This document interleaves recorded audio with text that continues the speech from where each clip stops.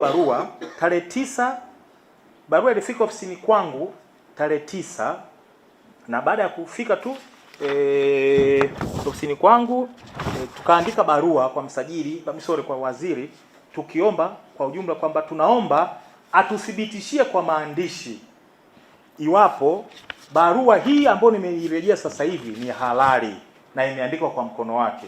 Sababu zake ziko very obvious kwa mtu ambaye akili yake inafanya kazi kwa haraka, kwa sababu kuna barua ambayo watu wanasimamia, wamekamata watu wetu, wameweka tape, wamefunga, wamefanya press conference kusema si nini, baadaye watu wanakuja kuikana. Je, hii na yenyewe barua hii ambayo tayari inasema kanisa la Glory of Christ Tanzania Church lenyewe halijafutiwa usajili na hiyo barua hawaitambui, hii barua ni ya waziri kweli? Manake baadaye tena na yeye sija katoka mtu akasema hiyo sio ya kwetu.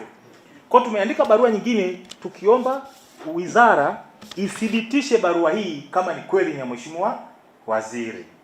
Kwa hiyo barua tumeipeleka kwa email, na nafikiri physically pia watu wangu watakuwa wameshaifikisha.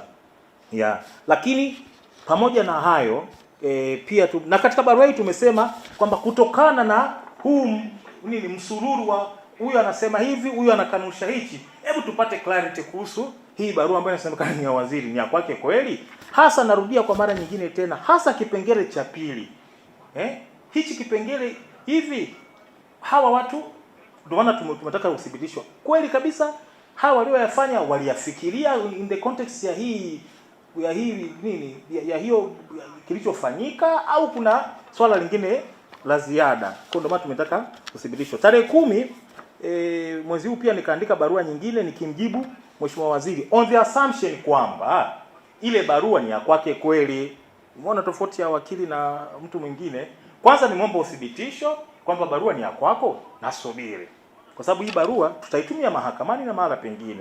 Kwa usio tunasema usio kaziwa kanyaboya kwamba hebu thibitisha ni ya kwako sio ya kwako, lakini at the same time kazi nyingine zinaendelea on the assumption kwamba ile barua ni ya kwake kweli. Kwa nikamjibu wa barua tarehe 10 nikipinga hoja zake zote alizozitoa kwenye barua. Yule ambaye kweli kabisa anafanya kazi kwa mantiki anaweza kuentertain. Kama nilivyosema hivi, mkisema mlango wa kuingilia ni huu, mtu akaingilia pale bila kuleta fujo, mnaweza mkamfukuza kwenye kikao as long as ni muumini au kiongozi wa Glory of Christ Tanzania Church. After all, kwa nini waliipokea basi? Kama hoja ndio hiyo, wale walioipokea sio walisoma kajua ni rufaa, kwa nini waliipokea? After all, waziri sio mahakama kwamba ana namna yake ya kupokea hizo vitu, lakini mwisho si walipokea. Na tumemtajia hapo misingi ya sheria, overriding objectives na nini, kwamba hiyo sio hoja.